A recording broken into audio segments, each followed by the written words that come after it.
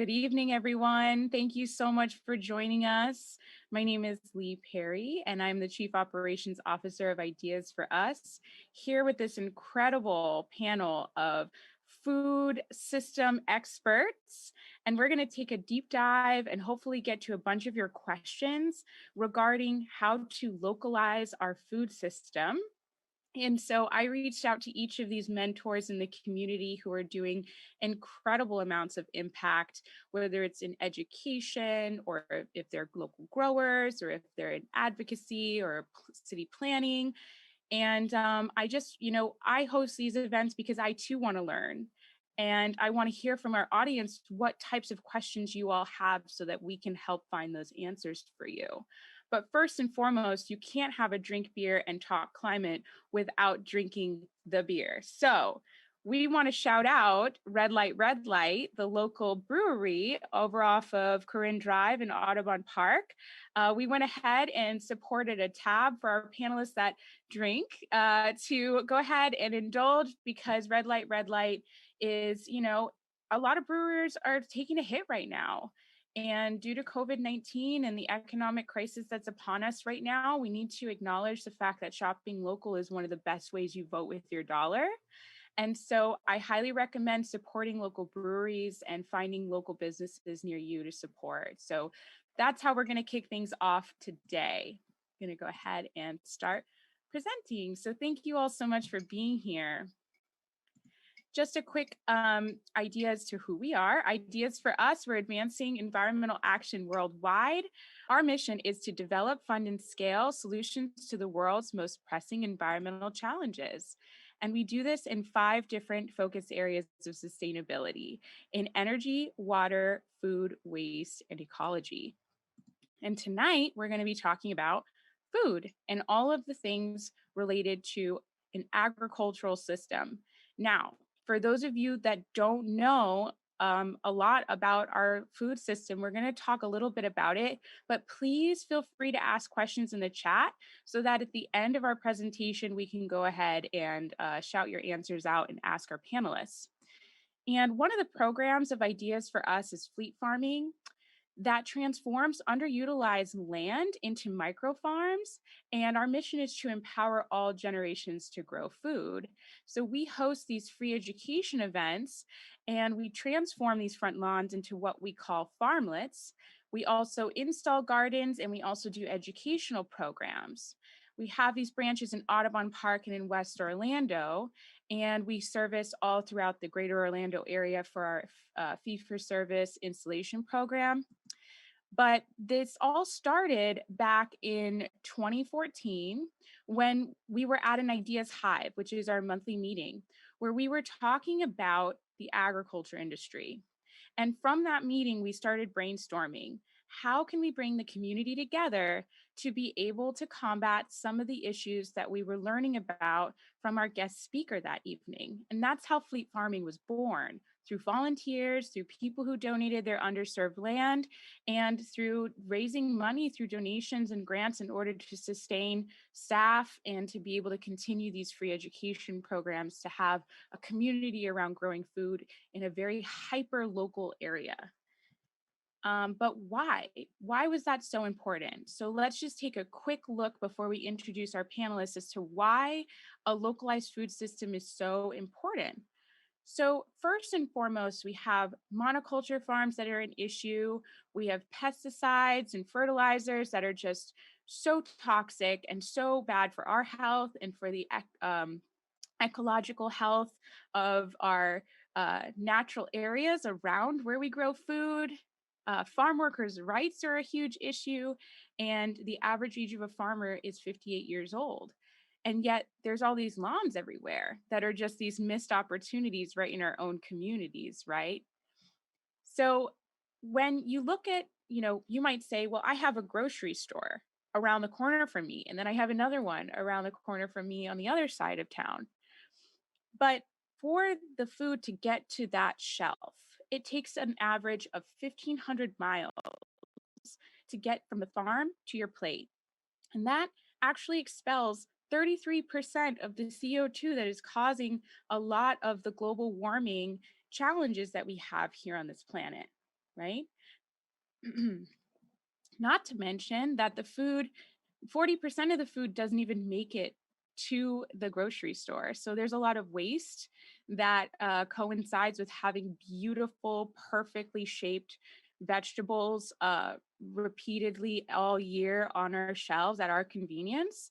And, this food expels methane, which is when it's decomposing in the landfill, which is a very, very potent greenhouse gas that is contributing to global warming as well. So we have to acknowledge that. And so, if we want to break that down a little bit further, let's talk about monoculture farms here, because I always challenge people when they look at this system and they see these beautiful green rows of vegetables. I ask them, how natural do you think this looks? And I say that because what types of animals do you think can utilize this space as a home? Our ancestors used the land to grow food, but they also utilized natural processes that took place around them in nature in order to do it sustainably and in order to actually curve their diet around what nature could sustainably host and produce. And we are instead just plowing through the natural soil and the natural systems and adding lots of seeds and things that are not usually from that area, and not really hosting a lot of natural habitats for any birds or bees or any wildlife. Not to mention that the average age of a farmer is 58 going on 59 years old. And we don't have a solid workforce to help come into the system and help to feed our next generations. So that's a huge crisis that's taking place. Farmers are being pressured to lower their price points so that they can be competitive with other countries that don't have the same human rights laws. So they might pay their workers like $1 an hour, whereas other countries can pay their workers $1 a day. And so they're getting pushback from a lot of their clients to make their prices cheaper and cheaper. And we're seeing a lot of issues with farmers losing their land or not being able to make ends meet. A lot of farmers can't even afford the food that they grow, which is so crazy if you really think about that. And yet they rely on migrant workers who live in absolutely inhumane conditions in order to sustain our farms. And they are the lowest paid bracket of labor in this country, making about $11,000 to $16,000 annually, which is nothing. They are so underrepresented in our legislation, and they are in some critical conditions: heat exposure, pesticides and fertilizer, chemical exposure. Many of them can't even go to the bathroom. They wear diapers because they get paid by the pound. And so going down to the bathroom 25 acres away from where they are is them losing money, right? So I have to do a big, big shout out to a mentor of mine who I look up to. I think she's one of the most inspirational women I've ever met. Her name is Jeannie Economos, and she is with the Farm Workers Association of Florida over in Apopka. And she is the voice for the voiceless farm workers that grow our food right here in our community, that are being human trafficked to grow our food, that are being raped in some of the housing, and sometimes they just go missing and there's no legal repercussions or anything. And yet we, me and you, are codependent on having these migrant workers uh, because no one else, we don't have the workforce to do this type of work. So we really, really need to be the voice for the voiceless, like Jeannie. Like I brought up, pesticides and fertilizers. Let me just tell you, whoever thought of putting poison on our food? Bad idea.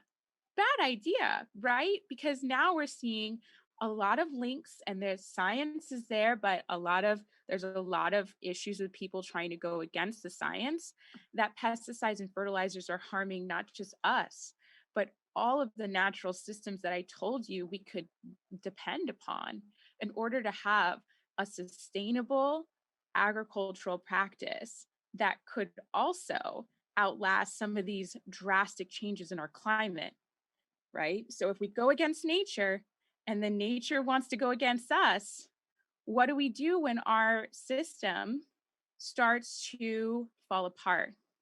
We're going to have a food shortage. So we need to have these conversations. As I said, look at this. This doesn't look very natural, right?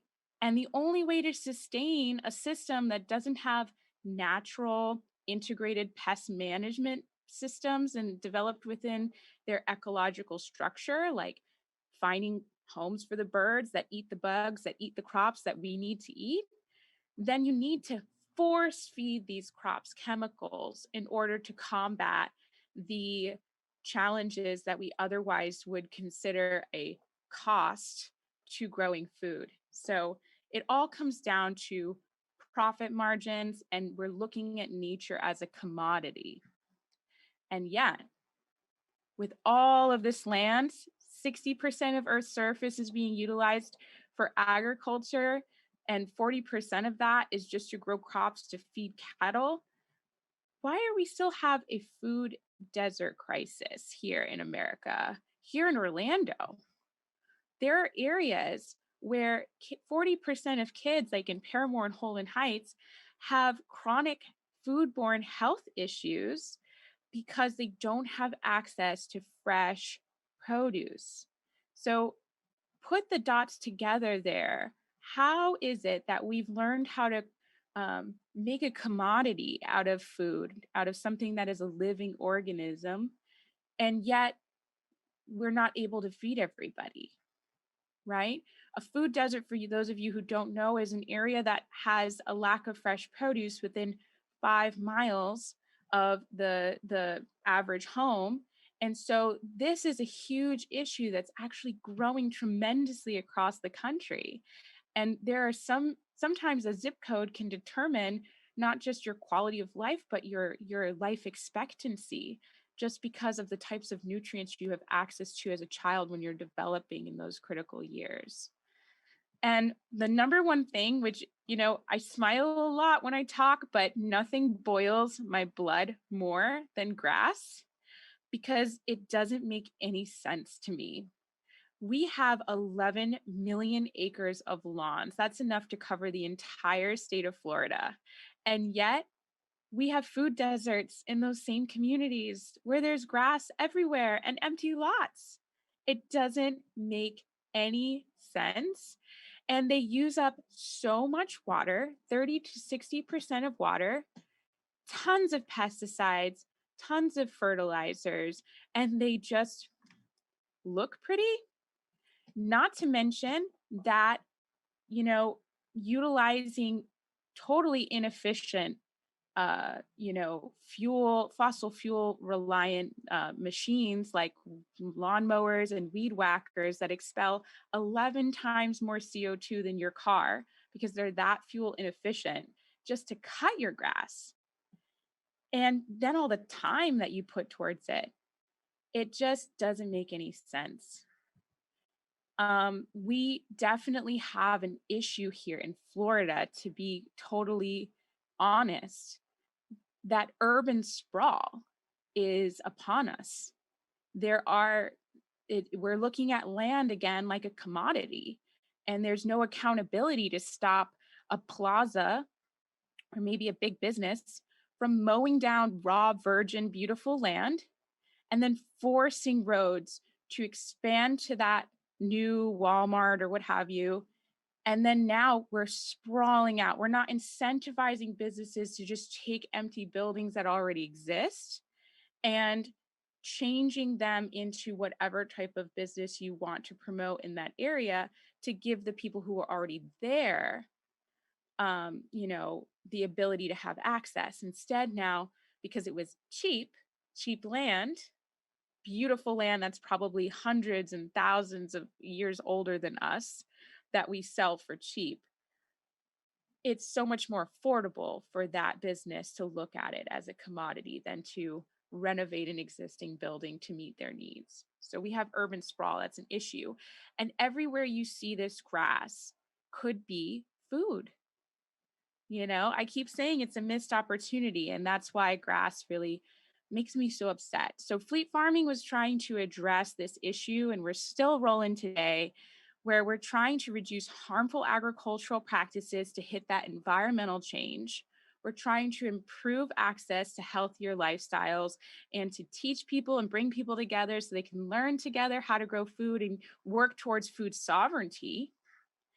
And then we have that economic change, hiring farmers a livable wage to grow food on a hyperlocal level, to cut back on that transportation and to keep your dollars in your community. And so that's why we try to engage students, all different generations. We try to educate through free community events and empower people with the hope that they're going home and implementing these practices at home. And so I always say that the solutions come full circle. We're trying to hit every single talking point. But tonight, we're not just talking about it. These panelists that we're going to be introducing now are the people who are actually working towards doing it. They are the ones who see the problems, and they're trying to show in their own way different styles of combating this agricultural crisis that we have here in this country and all over the world. So it is my honor to introduce our first speaker, PhD Liz Felter from the University of Florida Institute of Food and Agricultural Sciences. So Liz, please start. Thanks, Lee. Good. That's a lot of stuff. It doesn't look like that when you send it to you. It's a lot easier to see it on this slide. So let me tell you who I am and what we do. So I've actually been working for the University of Florida for 26 years now. And prior to that, I actually set up the World Center Marriott's landscape maintenance department for all of corporate Marriott when that was being built. And then before that, I was actually a high school ag teacher. So been doing this a long, long time. I think what you'll find interesting is in 2013, I finished my PhD. And when you keep reading across the lines, you'll see that there's like a 25-year gap. So rather than have a mid-year crisis, I went back to school and finished a PhD. And I did a thesis on water conservation behavior change and worked with Orange County Utilities. And they gave me a list of 8,000 people who were using 50 to 65% more water on the outside of their house.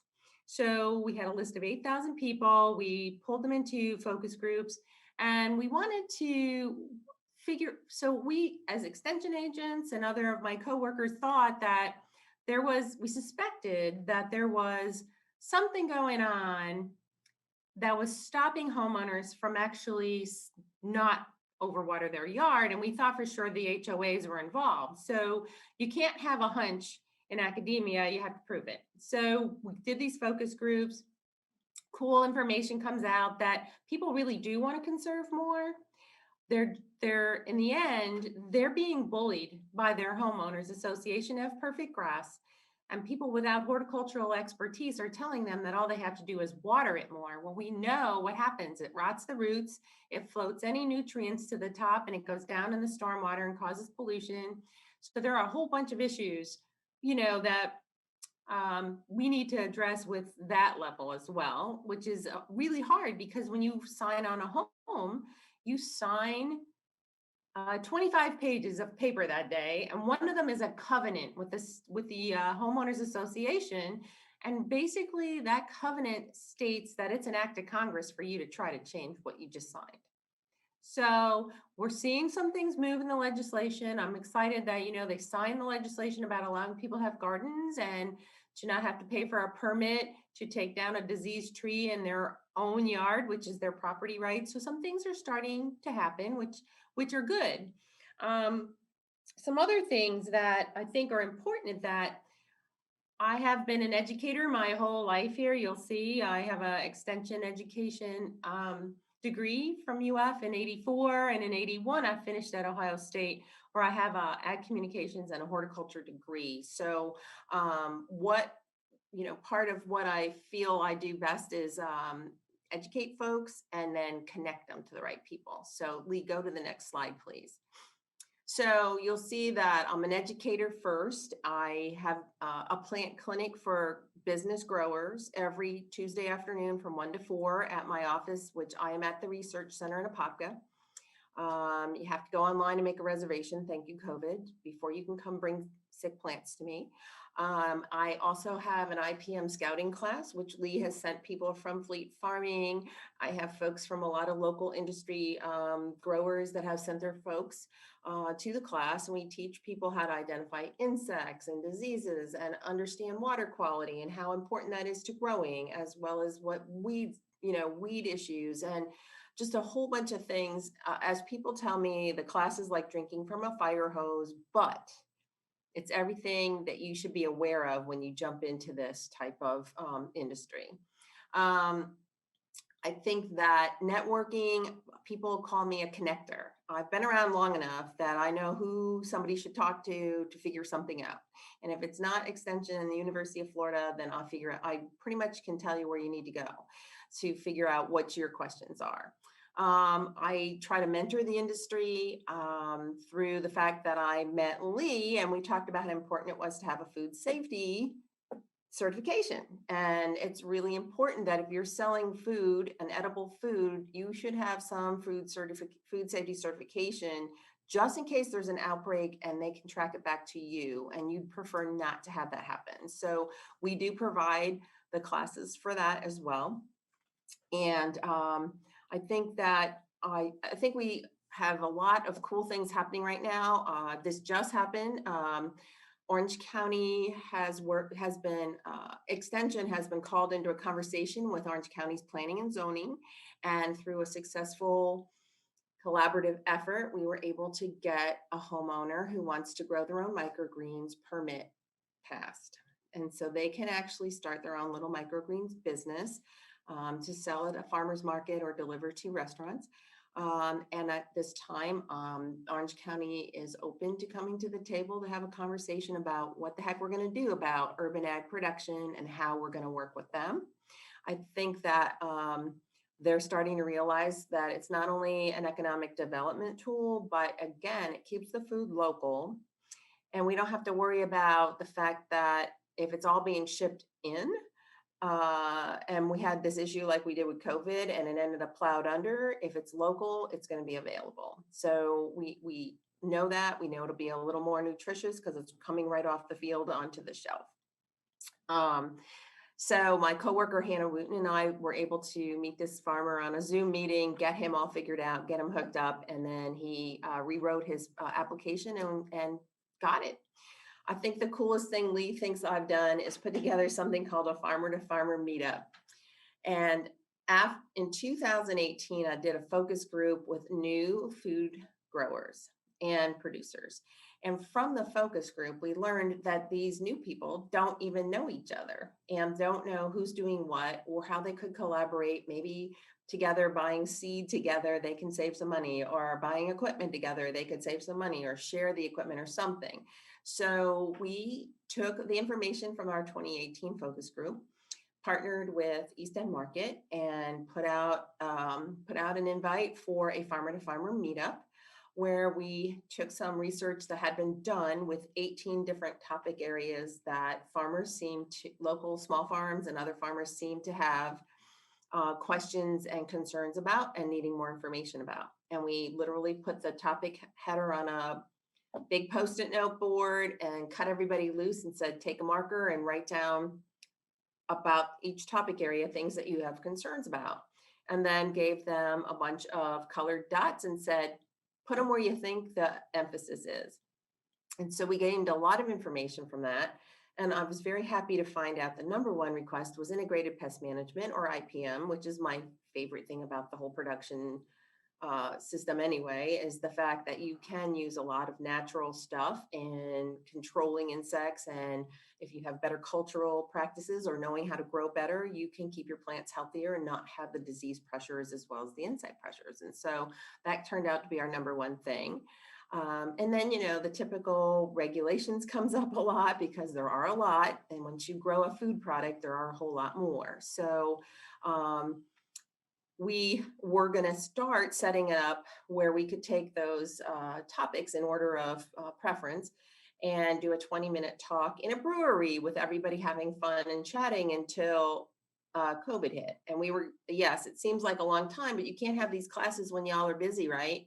When planting's going on and harvesting is happening, you can't get away from your farm or your production site to go to those meetings. And so we were basing our information on what people told us, and we were waiting, and then we got hit with COVID. And so we're on hold with that, but it's coming. We'll come back and it'll be fine. I think what's really important right now is that people need to realize that by 2050, the amount of people that are going to be in the world and need to be fed is the largest it's ever been since the beginning of time. And it's going to take all growers, no matter how they grow, to feed everybody. So, we need to be partners, and we need to be collaborators, and we need to help each other make this happen. I will say that 25 years ago, the no-till research said, stop tilling the soil and you'll stop losing soil. So we do have great research that shows that people have adopted that practice and things are getting better in that situation. And so therefore, folks understand that they have to do whatever they can to hold on to the soil and hold on to the health value of their soil, because that's the bottom line, right? If you don't have good soil and you're a traditional grower, you're not going to have a good product, and it'll be harder to farm. Where hydroponics, we don't need the land, but we have a nutrient system that keeps the plants fed, and we're getting just as much nutrient from that type of production style as we do from in the ground. So whatever seems to fit, your fancy or works for your family, if you want to grow your own thing, that's a great thing. And if you have no land but would like to put a hydroponic tower on your back patio, you can do that too. And it's really kind of fun to grow your own food. It's easy to go out the back door and pick it, isn't it? So it works quite nicely in that respect. I think that go to the next slide. I think I'm done. I think it's Audrey's turn. Yes, thank you. And I just want to say, Liz, you came all the way to my side of town and you sat down and mentored me when I was first starting with fleet farming. You did it without asking for a fee or anything, and you answered all my questions, and you even brought me a binder Yes. with information that I still have. So, please, if you have any questions for Liz, or if you want her contact information, if you're a grower and you want to get started, she's here to help you. Thanks, Lee. Yeah, of course. So Audrey, go ahead and take it away. All right. So won't spend too much time talking about me because that is a lot of words. But my background right now, I'm working as a lab assistant at Valencia Community College West Campus. I'm working in their greenhouse on the West Campus. I manage their greenhouse, and then I do a little bit of teaching assistant for them. So I also am a vendor at the Audubon Park Community Market. I've been there probably since about 2009. And it's like my little family. Like, I absolutely love being there. And it's just like, it's a dream. Like, it's absolutely a dream. Just meeting all the other farmers and then seeing what's in season and getting all of the fresh food and being able to introduce people to new crops that I'm growing and have found out about myself is just really great. But I started here. I'm from Orlando, so I've seen a lot of changes that have happened here in town. And I started in high school. I was interested in being a veterinarian, but I ended up being pulled into the plants. I was an agricultural biotechnology magnet. So that sort of got me started and like where I was going with plants. We can go on to the next slide. What I sort of feel like I like my passion is just growing food, growing rare fruits. And so I like to think of it as my own personal victory garden because it's so empowering to grow a lot of these fruits that you can't get in the grocery store. Like, you have to either know someone who's growing it or be growing it yourself. So if you see that little red fruit that's in the picture, that one is miracle fruit berry, and it makes everything sour and acidic taste sugary sweet like candy. That one is one of the fruits that got me interested in growing fruits and vegetables. And it's just so unique and it's so different that when you get someone to try it, it's just an awakening. It's just so surprising to have something that can do something that's so miraculous. So that's one of my things that is really, drew me in, just really made me want to grow more, grow things that are different.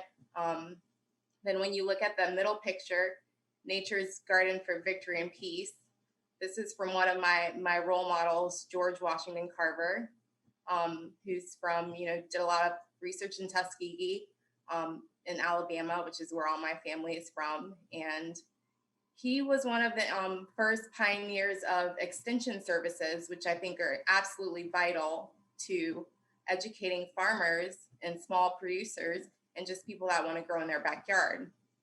So I think it's really vital to remember George Washington Carver and some of the work that he's done for the agriculture community and just not forget that. So, and this bulletin that he published was in 1942, came out during World War II, during the height of the Victory Gardens. So I think it's just really relevant for today. What he actually was talking about in this pamphlet, instead of cultivated vegetables, he was actually highlighting things that you can go out and forage, things that are naturalized in your area that you can prepare and that can sustain you, versus going out and, in that time when there was a lot of food scarcity, trying to fight the scarcity, you can go into your backyard and there's abundance all around you. So the other picture here that I included was let your fruit trees save sugar. And the reason I included that is because one of the things that I sell at Audubon Market and that I absolutely love doing is making jellies and jams. I do those from local fruits. I don't really do very many vegetables, but I think that that's a really good resource for people that are growing their own that have excess, and it helps you spread the wealth. You can share a jar of jam with someone. A lot of times my fruits that I make jams and jellies out of, they're really rare. Sometimes people haven't had these fruits before. And so it's a really good way to share a rare fruit or your own bountiful harvest that tastes absolutely exceptional, better than anything you can get from the grocery store. So this picture, let your fruit tree save sugar, that's actually from 1917. So that's World War I, when they were having victory gardens, but it wasn't as prominent as in World War II. And I really love history, so we're going to talk about that a little bit more. But next slide, we'll go ahead. So one of the reasons I think it's so important to harvest your own and grow your own in your backyard is because it's just something that you need. A lot of people don't have the three basic needs for survival, which is food, clean water, housing. They don't have access to these. I mean, they might have the goods, like Lee said, they might have the grocery store, but what's the quality of vegetables that they're getting from the grocery store? What is the cost to them for those vegetables and that produce? So this is something that people have a basic need for that's not being met. And you can do that in your own backyard. It's just about empowering people to do it. Another thing that I think is really important is teaching the next generation of kids. Kids it's so disappointing. It's really sad when I talk to kids and they don't know where corn came from or where potatoes came from or carrots or like milk. It's like a total disconnect. So having that connect happen with people and just understanding the goodness that the nature can provide you in your own community is just really important. That we got to connect the dots for people. And see here, you can go ahead to the next slide. So another thing that all of these little bubbles here are things that I've personally experienced just from having my own garden and introducing some of the rare fruits to people and being at the farmer's market. There's a lot of not just financial return on your investment that when you get in gardening, there's an emotional return, there's a physical return. Working out in your garden, it's laborious, it's not easy, and it's rewarding when you pick that fruit off of the vine, or when you dig that carrot out of the ground and you nurtured it from 60 days ago or from 10 years ago. For some of my fruit trees, you got to nurture them for 10, 20 years. That's rewarding. It's way better than getting on the internet and, getting a like on Facebook for me. It's just so much more. So that getting people involved and seeing that firsthand, that is one of the biggest returns that you can get, in my opinion. So another thing is, Lee touched on the energy waste, but one of the things that I want to focus on is the waste of energy, like for when you're actually consuming the quality of the fruits and vegetables. There's a loss in quality when you talk about getting items from however far away versus getting it from your neighbor. It's just so much fresher, so much better for you, so much more nutrient packed. And then enhancing local biodiversity. When people are growing things in their backyard, say they'll specialize in kale, or they specialize in like onions. I feel like for the small farmer, or the farmer that's actually like one step above, that frees up. Like I have a lot of people at the farmer's market that come and ask me for lettuce, or they ask me for herbs, or they ask me for things that you could very easily be growing in your own backyard. So if the farmers are not producing the things that could be produced on a smaller scale, they can be growing things that are more challenging, or things that take up more space or more energy. So that's one of the things that I see as enhancing the local biodiversity. Is you have it coming from your own backyard, then there's all of this whole other world of things that you can be that can be tapped into in your community. And so all of that ties into community value. If farmers are happy, the people that are eating the produce are happy, people that are like, all of the whole system is happy, then that enhances the whole community. Like it's a win-win for everyone. So it might, like I said, it says in the slide, small farming, big impact. There's so many ways that small farms and backyard producers impact their community, and it's so positive. And I think that now is the key time. It's like prime time for us to push that for people. People really are receptive, and we've got to teach them if they're willing to learn. So next slide, please.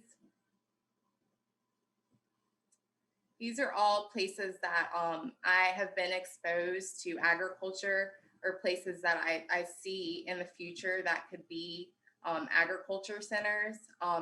Everyone can benefit from small agriculture, just growing little bits of things in your own, wherever you have access. So this picture down here, the aerial view, that's in Boston, and that's one of the oldest victory gardens in the United States. That's in Fenway Park in Boston.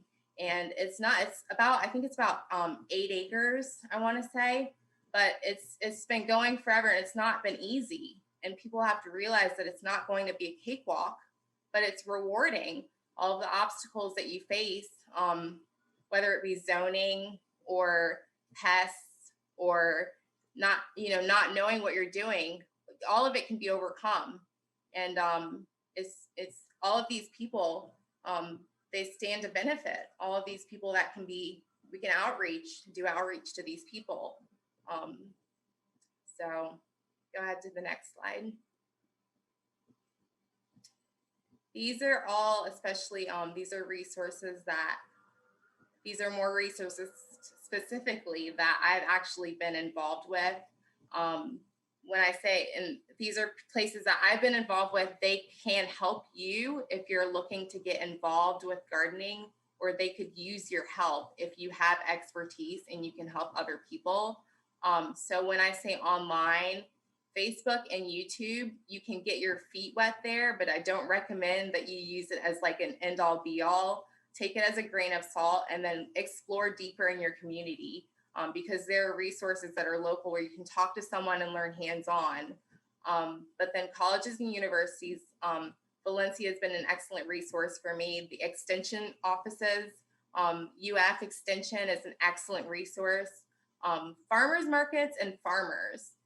If you go to a farmer's market and you talk to the farmers, you love talking to people. Everyone that I know that's a farmer at farmers markets, they love talking to people about their trade. They love talking to people about what they love to do. They're glad to share. They're glad to get more people involved. So reach out to those people. There are foragers. If you see this picture here in the middle, Eat the Weeds with Green Dean. This ties back to George Washington Carver and his book, his pamphlet that he put out in 1942. there's all kinds of food that is to be had that is growing outside of your front door. Whether you know it or not, it's all about just educating yourself. So Green Dean is a great local resource for Central Florida. There are foragers all across the country. You can find them on Facebook. You can find them on YouTube. It's just about going out there and seeking the information. If you're interested in it, go out and do it. Now's the time. There's no better time than now. So some of the local clubs and nonprofits, I am past president of the Central Florida Fruit Society, which is a nonprofit. It's a fruit club. It's all centered around fruit. We all love fruit. We grow fruit, we eat fruit, we process fruit. Brevard Tropical Fruit Club, that's an excellent, huge club. They're very active. Rare Fruit Council International, they're all over the world. There are chapters all over the world. So if you're into fruit that's not just apples and oranges and bananas, those are the people that you can reach out to. Orlando Permaculture, I really like their idea of closing the loop for permaculture and making everything sustainable and, making sure that it's something that you can have forever. And it's not just good for you, but good for the whole picture.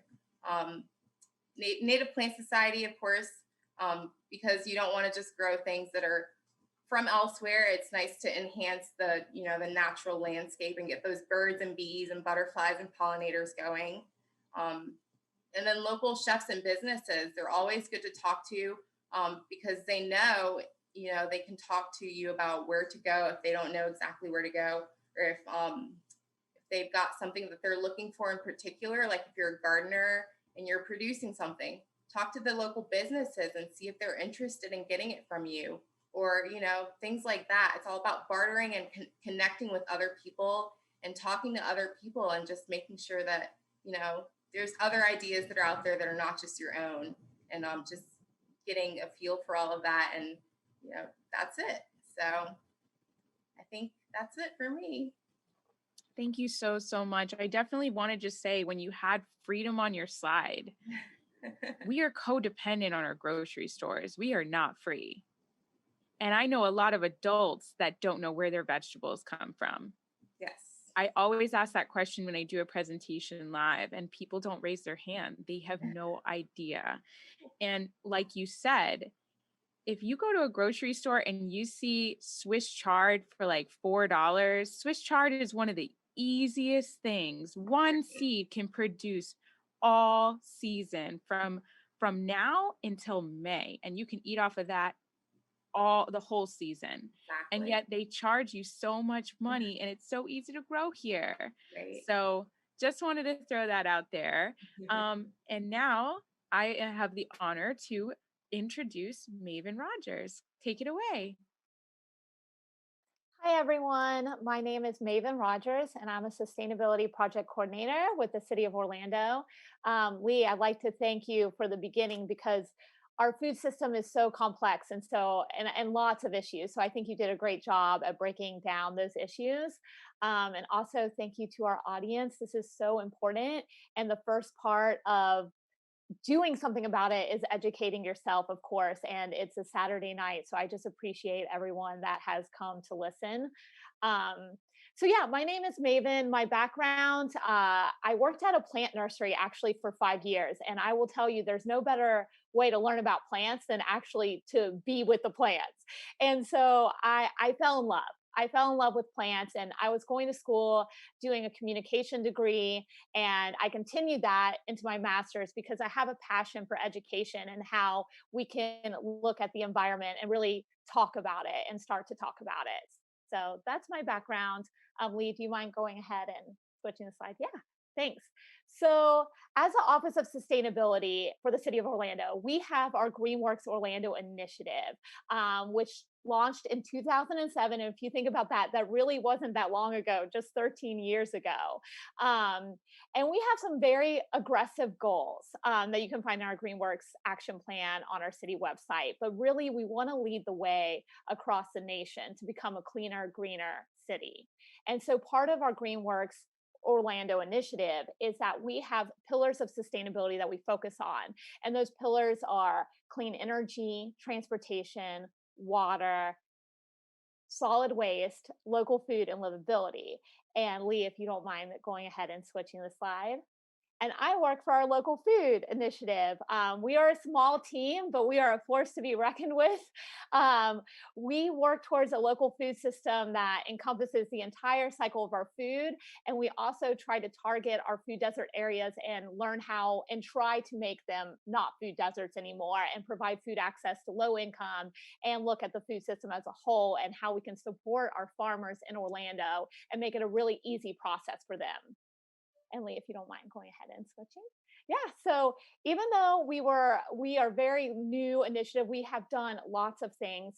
We have piloted many urban farm programs. We're just finishing with a USDA grant in Paramore that allows us to farm land in Paramore and give back to the residents there. More than 6,500 backyard composters. So if you do live in the city of Orlando, you do qualify for a free composter. You can feel free to reach out to me. I can drop my email into the chat box, but you do qualify for that. And another really cool thing that you qualify for if you live in the city of Orlando is we do have a one tree, one person program. So you can actually get a free tree. And sometimes we have free trees, but they kind of tend to go first. So you have to be, watching that. But those are all things that you qualify for if you live in the city of Orlando. We've established an urban chicken policy. We've created education, and we're working on policies right now that would help streamline the processes for urban farmers. And Lee, if you go ahead and switch the slides. Thanks. And so part of my main role in local food is education because I do have such a strong communication background. So one thing I'd like to show your attention on is basically the picture to the left. That was part of our community center. It was right beside the playground, but it was a very small area. The kids couldn't play there. It's basically just a lawn, the lawn's still getting water, so we're wasting water resources. And really what my program does at its core is we take students and we create urban farm spaces to engage students in climate education. Because the thing that we've learned is that climate change is not just a science issue, it's a social issue as well. And what we need to do is we have to educate our future tomorrow on how they can be a part of this process. And we do this through urban farming because when you grow up in an environment that is pavement and sidewalks, there is no nature around you. And we cannot develop connections with nature without understanding or being around nature.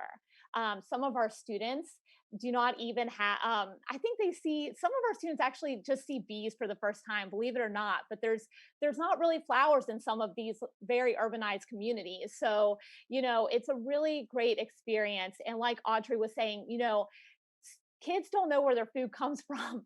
So a lot of times kids will think peppers come from trees. And so really seeing it grow from a bush, it's very exciting for them. It's also exciting because we get to take unutilized land and we get to turn it into the picture to the right. So this is a before and after picture. And even though that's a very small piece of land, we have 6 vegetable beds, a pollinator garden, 1 tree, and 2 small tables for the students to sit at, all in that one piece of land. So we took an underutilized space that really didn't look like anything. And the kids didn't play in it because you can't run in it. But now we've created a space not only for education, but for the students just to sit in and enjoy, which I think is a great initiative. And right now in the last year, we've created 5 new spaces. So we definitely have some momentum going. Another thing we're working on is actually an interactive workbook for the students, and we plan on making that available to everyone, actually publishing it on our website where the students can actually learn about climate change through this interactive workbook. So we have a lot of things going on, especially grounded in education. Lee, do you mind doing the next slide? And a little bit about our farming initiatives too. So if you see the picture to the left, this is actually our fire department downtown, and this is a rooftop garden. The really cool thing about this is, when we look at sustainability, this is the future, right?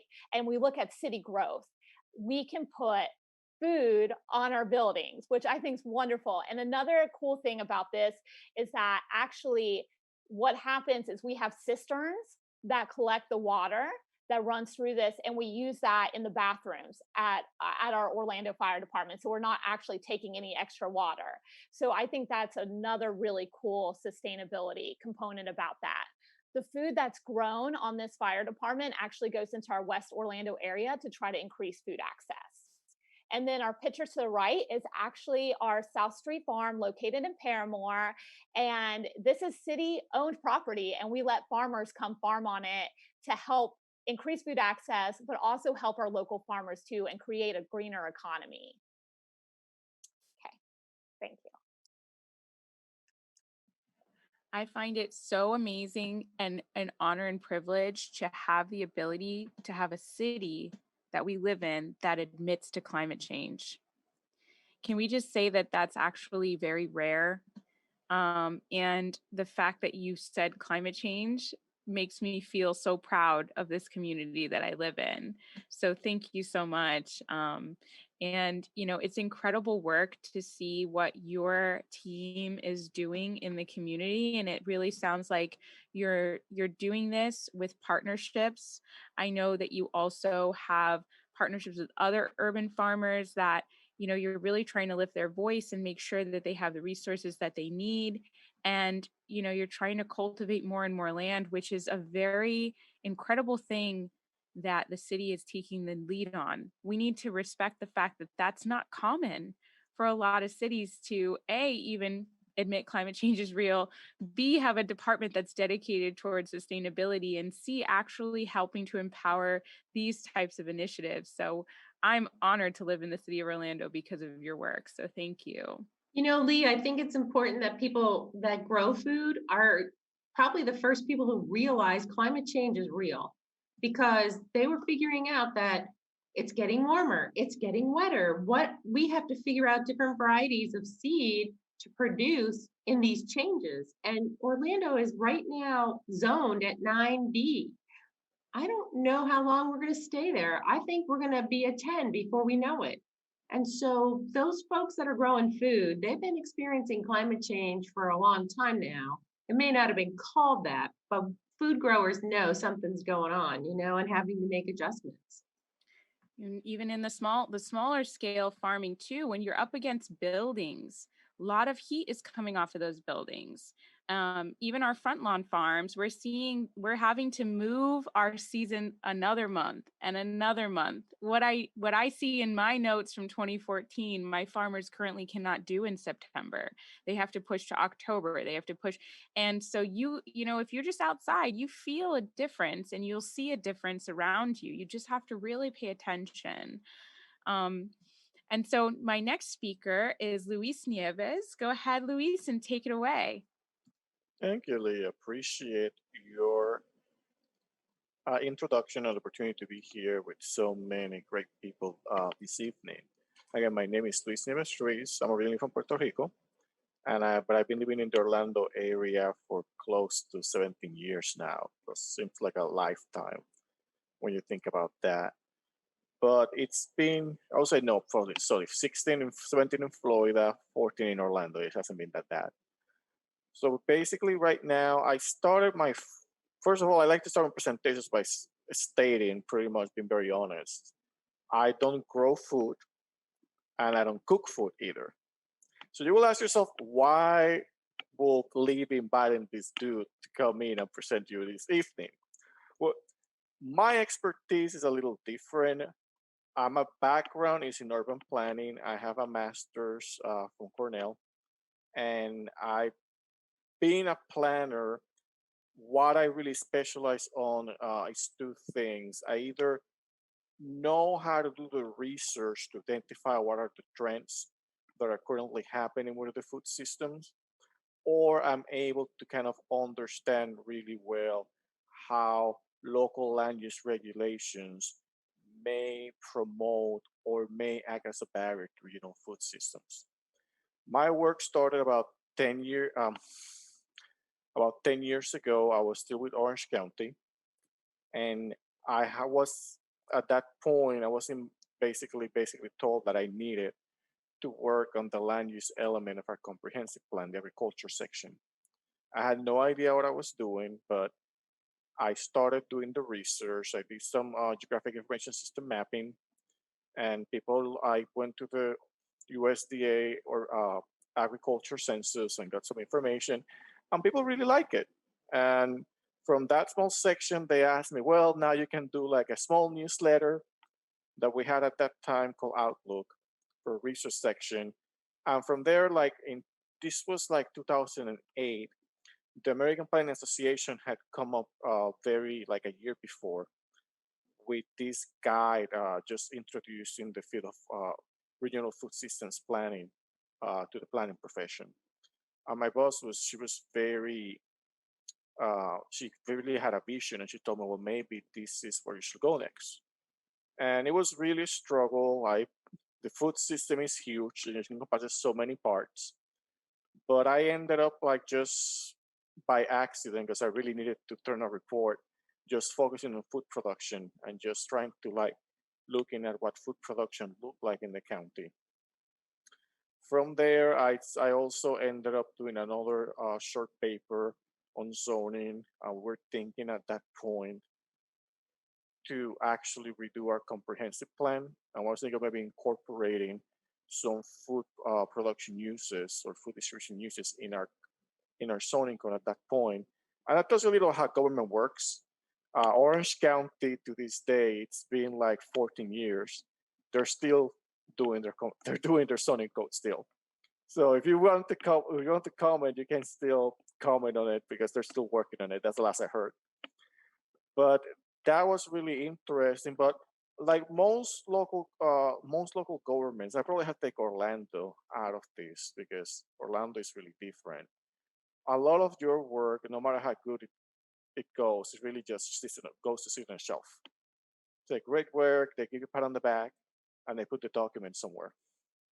And that's typical government.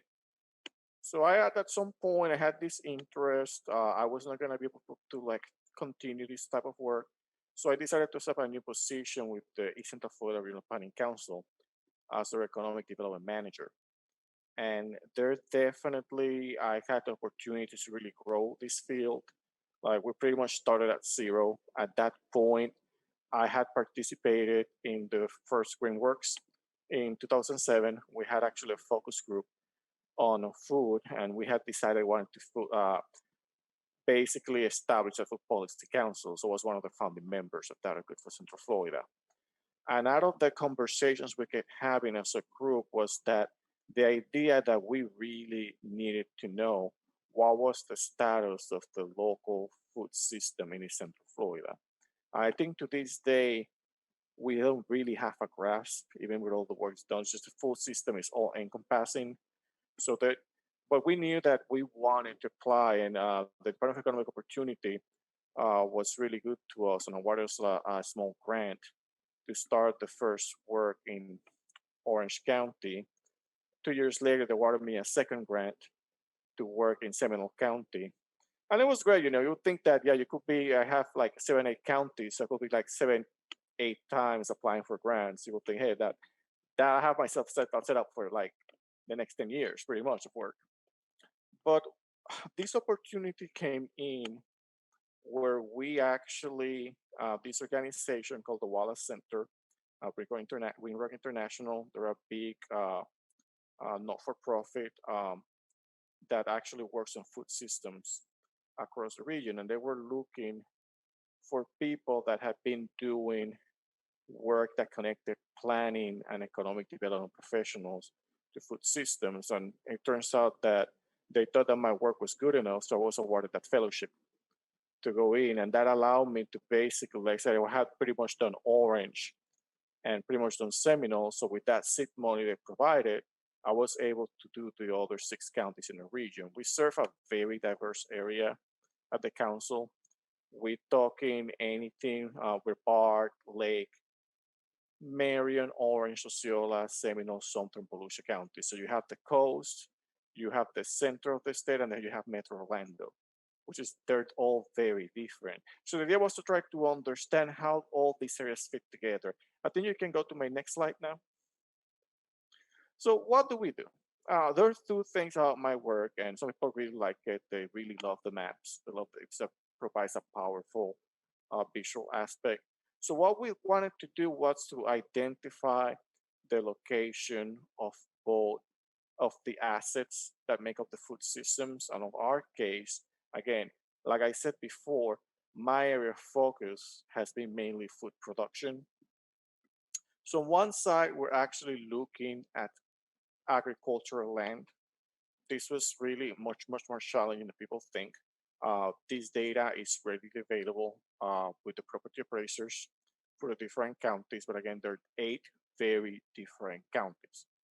Not all counties have the same type of data available, and none of them have all the same codes. So I had a very good junior planner who was sat down and tried to make it work. But pretty much the map, the first map shows the distribution of agricultural land as is actually being assessed by the property appraiser. And the reason we go with that is because the property appraiser wants to charge the taxes. So usually they will go to what they think is the best use of the land.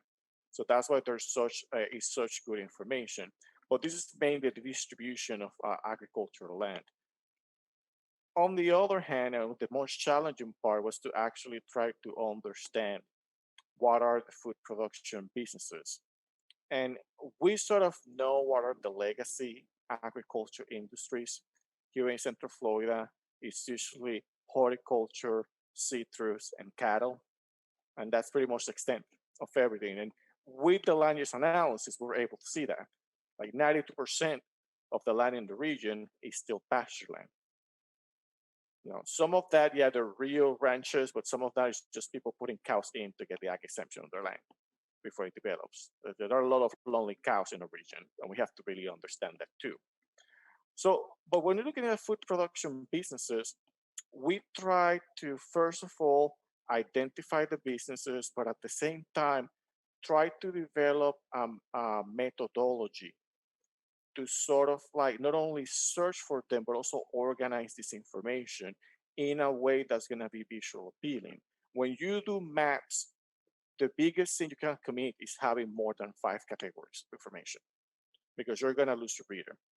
Usually the standard is 3 to 5, just because it makes for a visual appealing map. So what we did in our area, when we look at food production businesses, we look at farms, we look at processors, and we look at distributors. This is pretty much how they look. Because I had so much experience in working with the county, working with a business database, I sort of knew how to find my processors and distributors relatively quickly. The issue was the farmers. Farmers don't want to be found. I don't know. It's like they think that there's some kind of covert operation and you're going to do some sort of like challenge, get them more like information. But we had to work and depend on the information of the extension coordinators for the different counties. Hannah Woodland, who works with Liz, was really helpful. Jessica Sullivan from Osceola County was so we're able to actually grow and say, hey, we were able to find at least 200 farms. We know we don't have anybody who should be in the list. There's no way we're going to get anybody. And what's really interesting now, like I said, I've been, ever since I became involved with the Wallace Center, I have been sort of like more into what food system practitioners are actually doing nationally. And the whole COVID-19 crisis brought to the forefront that our food system is completely broken. On one side, you have the farmers that pretty much have lost all their markets. And on the other hand, you have all the unemployed people lining up the food banks to see what staples they can actually find, because usually there was not enough food for all of them even. So we're very ill prepared for that. So the way they're thinking, a lot of them have really gotten into mapping, and the challenge usually comes that, oh yeah, we have to find everyone and we have to keep updating the map. And at some point I had to basically stop in the chat and say, hey, here's the situation. The idea of doing the map is not just to do the map. The idea of the map is to actually be able to use the data to identify what are the trends in your region and what are the strengths, weaknesses, opportunities, and threats to your regional food production system. That's why you do a map, and that's why we go through this exercise. So we were able to identify about a little more than 600 businesses, or a little more than 650. And so it was a 6-month process, but we're able to do it. We're very happy about that. I think you can go to the next one, Lee. Like I said, there were two things that we did. The idea now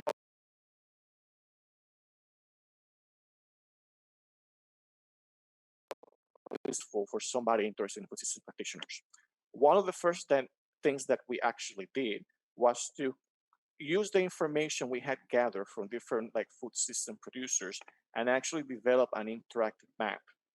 And that is included into what is called the eCentral Folio Assets dashboard.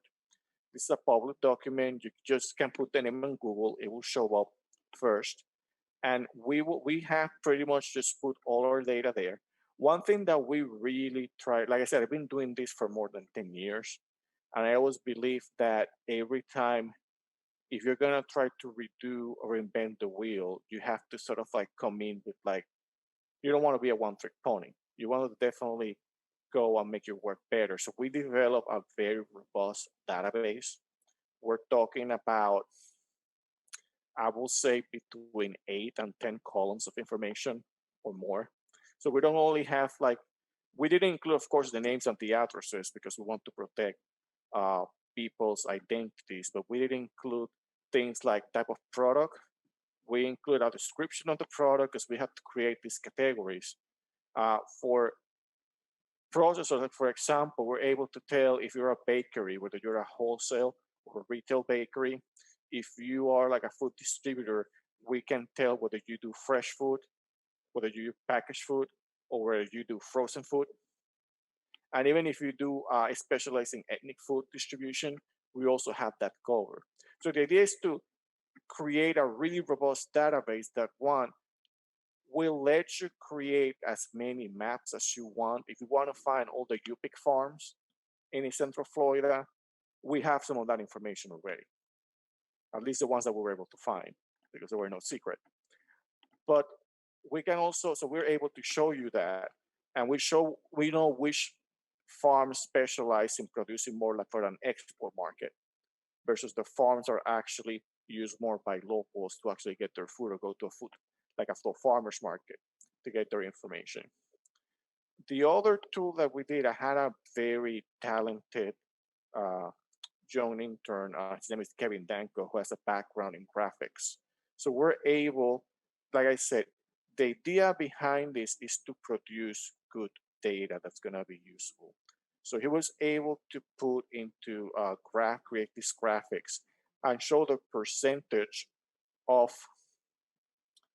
farms, processor distributors that actually dedicate to these particular categories. And again, we can go look at the big universe, or we can go really do like a very deep down research on this. But this one that you're seeing here, it's pretty much, I believe, the one for the farms. But we have the same for processors and distributors. You can hit the next one. So, like I said, my background is urban planning, and it was really interesting that Liz had that interaction, had that interaction with Orange County, because I used to work for Orange County Planning, and I was there for years. And it's really interesting that you spent so many years working in a place, and for us of like younger generation X, like millennials, we all think about the importance of leaving a legacy. And like I said, when my work was done, it was pretty much put on a shelf. But it came out now that a lot of the things that I did while I worked there are now being reintroduced. And I think the Office of Resilience is the one that's actually leading the charge, which makes me really proud. I met with them to act, because they're trying to like change their zoning codes to actually allow some like type of agriculture in non-residential properties within the urban service area. And that's very important. But as a planner, I pretty much understand how regulations can act as barriers. If you have a jurisdiction like Orlando planning is very effective, probably the most effective body right now. Orlando has an issue with somebody growing illegally in their front yard, Orlando went and they changed their landscape ordinance to allow that person to grow their food. Most local government agencies are not going to work like that. And it's not sometimes because they don't really care. It's just that a lot of we are in a large state and we have a lot of demand for development review. So these people are usually swamped. So what I did on our side is that as part of this Wallace project, we tried to kind of get an understanding of how our zoning codes regulate food uses. I had a situation while I was in Orange County where I had this lady called me. She was on one of the rural settlements, which is the semi-rural areas in the county, and she wanted to actually have she had gotten this idea that she wanted to have a strawberry farm, and she had been working on this strawberry farm like for years. She probably talked to some of the people at IFAS, and they were like, she's very, very excited. Well, I said, well, based on your zoning, you have no issue creating your farm, like growing your farm. But then she wanted to have a cow because she wanted to use the cow manure to actually fertilize the plants. And that having a cow was not allowed in that zoning district. And she kept me for about half an hour. And I remember this really well because this was very close to lunchtime. I was supposed to go to lunch. And she kept me for about like 30 something, 40 minutes, like crying because she couldn't believe that. That case, I think, actually ended up pretty well. She asked for a rezoning and she was able to downzone to a district that allow a cow. But it's what I tell people, you have to be very careful about the impression that you give. Because if I were to tell you, Lee, I'll allow you your farm, but I need $1,500 for you for the application fee for the zoning, and then I take you 2-3 months to the zoning variance process, the planning and zoning board, and you may or may not get your farm. So what will you think about something like that? This is why you really have to look at zoning codes and understand how zoning codes work. So in our case, one of my other interns, Michelle Morrison, who's now my planner too at the council, she helped me develop this table where we actually look at the 35 largest jurisdictions in East Central Florida. And we try to understand how they zone for different food uses. And what we found was really interesting. Out of 35, the most popular food use, which is like a combination of things, was actually farms. But it was only allowed in 25 of those jurisdictions. Since then, the next one was a retail bakery, which is pretty normal. It's a commercial use. But then if you went over and over and over, food will get less and less mentions within the zoning code. Why is this a problem? Because if you are a farmer and you want to start something, if you're not within the code, staff's gonna do two things. They're either gonna try to find a use where you're gonna be able to feed, or they're gonna have to tell you you cannot do it. Or if in the very case, go through some type of rezoning process. So what we found here is really interesting because it's understandable that the more urban counties like Orange and Seminole, a lot of the jurisdictions wouldn't mention a lot of food uses. That's why the X's are there. But it was interesting that former agricultural counties like Lake, it was actually the same situation. A lot of these cities were basically thinking, well, we used to be an agricultural powerhouse because we used to be the citrus powerhouse in a couple of years, but that was gone with the freezes. So there's no mention at all or any food uses. And I have to say, there are other methods that planners use to actually allow uses to happen, whether it's a variance process, a special use permit, which is usually what the city of Orlando does. And that sounds great. But in reality, if you are not mentioned in your zoning code, that's a problem because that means that you're not important at all. So we're very happy now, and I don't think I had any more slides after this, right, Lee? It was my last one. Yeah, it was my last one. So basically, what we're trying to do now, we have all this data. And again, we were very successful because at the point I gave this to Lee, I had about 100,000 in contracts. Now I have 140 because we were awarded another grant by the Department of Economic Opportunity to actually use this data to develop a food resiliency plan for East Central Florida's 8 counties. And I think that's going to be amazing. I'm really, really excited about the whole project. We'll use information from this for the existing conditions, but we want to sort of develop a SWOT analysis. So people who are growers or within the business, because we have to be very realistic. Like I said before, our legacy agriculture industries are citrus, cattle, and horticulture. At this point, I can tell you from my research, maybe at least knows much better, a lot of the horticulture, like people have kept growing plants, like just regular plants. They're not growing food. We were not able to find other people which is going, they're still doing flowers and foliage. So that's like a non-starter. Even though the technology is great, we're not seeing that really extend. But then on the other hand, it's the whole issue that both citrus and cattle are suffering. So we need to start having these very tough conversations. And I think my time's up. So let's go to the next speaker. Well, thank you so much, Luis. I just want to say right off the bat, for those of you that want to grow food, make friends with your city zoning and find a friend that nerds out around maps. And I'll tell you, Luis, if you ever want to partner with me, you teach me about maps and zoning, and I'll teach you about growing food. I can't teach you about cooking. Sorry about that. But I think we have a deal. Okay, perfect. And now my next speaker is Diego Dutra. Go for it. Everybody, first things first. Cheers. Thanks, Lee, and thank you everybody for having us on here.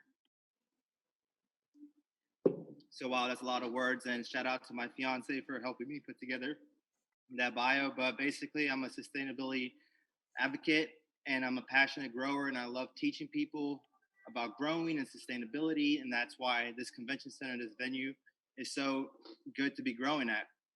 So if you want to go, let me start by saying that here at the convention center, we started the Urban Smart Farm project because we wanted to teach people that are coming into here about growing and also providing for the chefs here local produce that literally goes two stories up, about 100 feet up. And I'm sorry about the darkness in here. It used to be sunny in here, but now it kind of got a little dark. But if you want to go on the next slide. So back then in 2015, this lobby used to be an open area, not too much going on. We put together a plan that we're going to have the gardens, as you can see on the right picture there. Each garden is about 1,000 square feet, and it has about 50 towers each one. Each tower has about 44 growing spots that we harvest. Every week, we harvest about 800 plants. If you want to go to the next slide. So this farm is called the Center to Table Gardens. This is a partnership between Centerplate, which is the food and beverage operator here at the convention center, and a great partnership with Orange County Convention Center and Urban Smart Farms, of course. So this is Chef Yogi displaying a sample of the harvest every week. We got some edible flowers, we got some chives, we got some lettuce. And each week when they're busy, I'll go up there and I say, hey, this is what we got. And they'll plate it up accordingly. And as I said, there's about 800 plants a week, depending on our demand. Something that I really like is the future farmers. As we learned that the average age of a farmer is about 60 years old. So when I see people coming up to the farm and looking at this makes me really happy because this is the interest that is there, teaching kids about the importance of food choices and where the food comes is very important, especially nowadays. And the younger they're exposed to agriculture, I think is the better. I wish I got introduced to it earlier. And one thing that I love about the convention center, sometimes in December, we have the Nutcracker play where all the kids from all the schools come over here. And you'd be surprised at how much interest and this like excitement that all the kids are saying, like, look at the plants, look, hydroponics this, hydroponics that, look at all the growing. So there is definitely interest with the kids. And we're putting together a plan where after those plays, if anybody's interested, we're going to have like a crash course, 30-minute, 45-minute plan where they can come in, learn about the gardens, and actually they can take a little plant home. That way the interest keeps going after they leave. So the future of farming is here. Urban Smart Farms harnesses the power of agriculture and aeroponics to offer a cleaner, simpler, more efficient way to grow healthy, fresh food. Our state-of-the-art technology is a perfect solution for farming in an in-home setting, outdoor, and one of the most important things is we save land and we save water because we're growing vertically, and all the nutrients that we use, it goes up and down the tower, recycling, and we don't waste anything. And there's the most important thing, there's no runoff into the soils. So this is just basically the same slide, but just kind of a little bit more information. You can go to the next one. This is kind of how the tower works. It's basically like a waterfall setup where the water gets pumped up all the way up to the reservoir, tower cap, and it recycles, trickling down on each of the root systems. And actually, I can show you now here. I wish it was a little lighter, that way you could, the sun went down, but this is a basil, nice and healthy root systems, root structure here. This here is actually a living plant that you can transfer into another pot and the roots will get bigger and the plant will get bigger, or this is actually ready for harvest. And I'm gonna be taking this one to make some pesto. So put that right there. So during this time, about 6 months ago, when all this started to happen, everything started slowing down. We put together a donation plan to give back to our community. We're turning this negative situation into a positive impact to our local communities.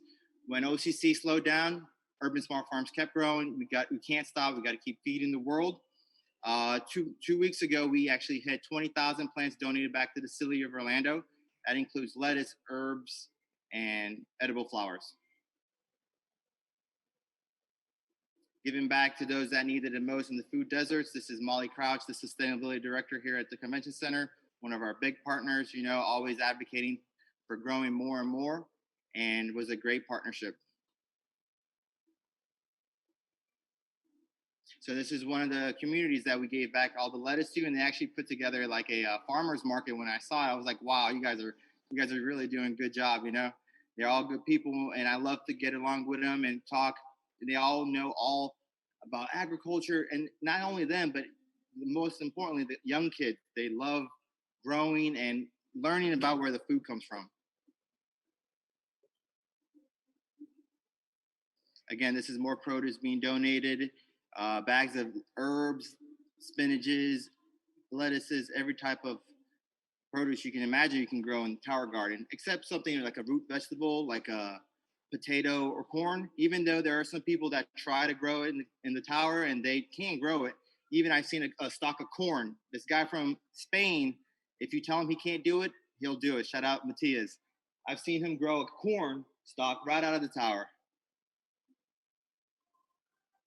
So these are the partnerships that we put together for the donation: City of Orlando, Feed the Need, the Dexa, Stop the Hunger, Giving Back Hope, For Roots, Greenworks Orlando. I work together a lot with Dan. He's always coming in once a week to pick up all the harvests and give back to the community. I'm passionate about not only growing the stuff, but if you look down there, it's 45,000 pictures, and all 45 or 40,000 is probably from the convention center, or just produce like that. Another stuff that we grow here is hot peppers. All those peppers on the right-hand side there came off of one tower. It was about 25 different varieties of peppers, all grown on one tower. And what we did with those was we gave it to the chefs, and they made like a jelly, a pepper jelly that was great use of those hot peppers, because I don't know how else you would eat them. And this is a quick video if you just want to look. It's like a time lapse of how efficient growing in the tower is. A lot of people walk by and they say, hey, how much work is it to manage one tower? And I tell them, listen, I'm a one-man team, and it gives me a lot of pride to seed everything you see here. I seed myself and I harvest myself, and that's a very fulfilling job. So when I'm on one side of the garden, I look over, people are taking pictures. It just makes me do the best that I can, because I know that we're giving a positive impact. And one of the things is 5 years ago when we started the program, urban farming wasn't that mainstream. Now it's catching on, and everybody that leaves the center, they think about the farm and the entrance. They always go back home and they remember Orange County and they remember Orange County Convention Center because of the farm. Thank you. Well, thank you so much. I love the fact that you get to grow in the air conditioning. Oh yeah. Sometimes I get in here, I'm like, ooh, it's a little cold. And I'm like, Diego, Oh. be grateful because you should be out in the heat, but I love it. It's a very rewarding job, definitely. You don't have the sweat that goes in your eye and you can't see, and then you get blinded and you're walking around like this. Yeah. But I do get cold because I mess with water, and sometimes they keep it here like 70 degrees. So, hey, but you're getting a lot more out of your square footage. I'll tell you that. It looks like you're getting almost 9 times more out of each square foot. Yes, we do. We do. Yeah. And I know I hate lawns, but imagine all the walls that we're not using that are just there. We could be growing on our walls. We can be growing in our hallways. We could be growing in our classrooms. Mm-hmm. There's so much opportunity for just space that we just take up that you could be growing food. Definitely. Right? So thank you so much. And now I'm going to go ahead and pass it over to our next speaker, Miss Gabby Lothrop. Hello, everybody. I'm going to try to make it quick and just kind of introduce myself with my farmers market manager hat. So I run the Audubon Park Community Market and do a lot of work in the farmers market world. And we kind of act as a hub for a lot of the different activities that we've covered today. So we'll just kind of bump into the next slide. So that's who we are, the Audubon Park Community Market. And we've been in operation at Stardust Video and Coffee in the neighborhood since 2009. So we're coming up on 12 years. You can hop over to the next slide. So the main focus of the market is local food, and it's definitely about community building. When I started with the market in 2009, we didn't realize, or at least I didn't realize, that it was kind of a radical thing to run a market that had 100% local food.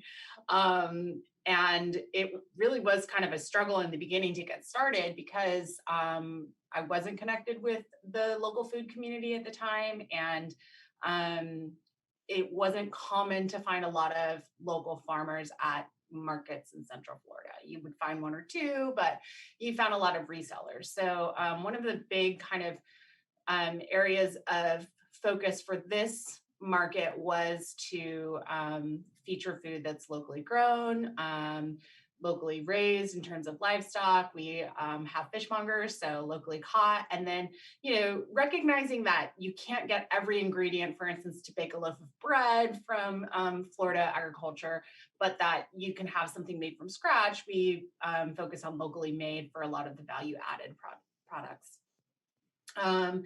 A big part of what we are here to do is connect the community, the Audubon Park and Orlando community, with people who make and grow food, and actually see and talk to and interact with and understand the work that goes into it, in the attempt to, 1, economically support these amazing businesses, but 2, kind of create some more roots in the community and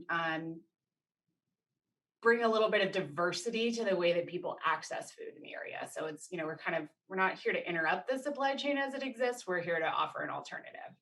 So we can go to the next slide. So one of the big things about us is that we are very focused on being a support system for the small farmer or the food entrepreneur. And that works in a lot of different ways. One of the ways that we attracted small farmers to local farmers and small farmers to the market in the first place was that we said, hey, when you come to this market, you're not going to be competing against a business that goes to, say, Plant City and picks up a bunch of stuff from a big distribution hub and then just resells it. There is not necessarily anything wrong with that in terms of getting people access to food, But as a farmer's market, we wanted to make it about highlighting and really centering people who are actually growing and producing the food. As a market, we try to find different ways to be creative and lower the barriers of entry for new businesses. So we've done a lot of stuff like half spaces where people don't have to set up a tent, don't have to buy all the infrastructure that they need in order to get set up. We've always offered rent scholarships for any new farmers who are new to our market. Sometimes it takes a little while to build a customer base. So it's really important to us that we provide opportunities for new farmers to come in and really build that base and establish themselves as vendors. And we also do something that I don't know if anyone else in Central Florida does it, but we structure our rent based on the seasonal realities of being in Florida. We are a year-round market, and that means that we are open for business, even if it's rainy season and what here in Florida is the worst season for growing a lot of the kind of more accepted American traditional crops. So while if you're up north, summer is seen as the time of bounty and farmers markets are full of all the things you love, a lot of the things that people are accustomed to eating are not readily available from local farms in Florida. We have a different growing season. So because of some of those difficulties, we recognize that we have a lot of businesses that still need to be open. And so we have structured our rent around when is peak season and when is it great to be a farmer in Florida. We can go to the next slide. The other big side of what we do, like I said, is connecting consumers with local food. Because we're a local focused market, a lot of what we do inherently is about promoting seasonal cooking and eating. I mentioned this before, we always have to deal with the disappointment when someone comes out and says, I really wanted apples, and I have to explain that they're not commercially grown in Florida. Or I thought for sure I'd be able to find a beautiful tomato this week, and ooh, they're not quite in season yet, but if you come in 6 weeks, they'll be here and they'll be beautiful. So some of it is just passive promotion, just by saying, hey, we don't have it here if it's not seasonal, not growing here, and not coming from a farmer that we have a relationship with. We also are really proud to have a lot of ways for people who are growing from home to learn and to buy some of the things they need. So Audrey, who is with us tonight, is one of those kind of people that everyone gravitates to at the market because she knows everything. And so, you know, it's not just that people are buying starter plants from her, but I see people approach her pretty much all night long asking her questions about how to grow things or how to deal with a particular challenge. And that's something that I'm really proud we're able to offer. And then the other kind of big thing for us is that we're trying to promote eating local. We're trying to promote keeping dollars in the local economy. And there's been a bit of a conception over the years that, you know, buying at a farmer's market is more expensive than buying at a grocery store. And sometimes that's true, and sometimes it's not. But either way around, we try to bring some equity into this by leveling the playing field, and have been offering SNAP payments and matching programs since 2016. So next slide, I can explain a little bit. So Fresh Access Bucks are our SNAP incentives program, and we do this at our market. We also do this for the Winter Park Farmers Market as a third party. When people who are on SNAP, which is the Supplemental Nutrition Assistance Program, it's a fancy word for food stamps, come to the market, they're able to swipe their EBT card and say how much they would like to spend on eligible items at the market, and that's any kind of groceries, so fruits, vegetables, baked goods, you know, bottled beverages, eggs, milk, cheese, those kinds of things that you would buy at a grocery store. You can also use SNAP on seeds and edible plants. So you can buy seeds to start your own garden with SNAP. And what we do is we match whatever amount they take out. Previously, we were matching up to $40. With the arrival of the pandemic, our sponsor, Feeding Florida, went ahead and secured enough funding to make it an unlimited match through the end of the year. And so when we did close for a little while during the early days of the pandemic, and when we reopened, we saw a massive spike in SNAP spending. So on here, I just have a little visual. Last year, for the same period of dates, mid-May through the end of August, we saw $764 in SNAP transactions and $673 in that matching dollars. So those are dollars that actually went to the farmers and to the small businesses, the food vendors at the market, that were cashed in. And that's great. It's always been kind of just, hey, this is an extra thing we do. But it's kind of come front and center with the current circumstances. Between those same dates, mid-May to the end of August, we saw 2,800 SNAP dollars come through the market and 2,500 in matching dollars getting spent. So it became a much more significant part of what we do. For us, it's critical not only because we're giving people healthy options in a time that is very difficult for a lot of different demographics than before, but it's also putting dollars into these small business owners' pockets. It's putting dollars into small farmers' pockets. And that's a really, really important part of what we do. So we're really trying to create a hub, create opportunities for these amazing businesses, and create opportunities for the community to come together and connect over food. And the next slide is just a little photo montage of some of the highlights of the market over the years. Like I said, we've been here for almost 12 years. And I thank you for having me. You are so sweet, and I really don't think you really touched on how much work it really is. When you go to a farmer's market and you're perusing around with your little cocktail or whatever, and you're going from vendor to vendor, there's this sense of ease that takes place. But Gabby is working hard. And I really, really admire her so much because she does it with grace and she makes sure everybody has what they need. She's very diligent and she's a voice on behalf of the vendors and on behalf of the community simultaneously, because, the work that she does is rare. Going to farmers markets, fleet farming was kind of put in the back behind the food trucks when we first started going to the bigger markets, because a lot of people just didn't understand what a watermelon radish was. They want the big, fat, juicy tomatoes all year in the front. So I really thank you for the work that you do. And Charlie, go ahead and kick us off into, last but not least, food waste. Yeah, so thank you, Lee. I'm the founder of Othon Compost. We believe that food scraps have an intrinsic value, and we're currently collecting and recycling food waste to keep it out of the Orange County landfill, as well as return those nutrients to the Central Florida soils.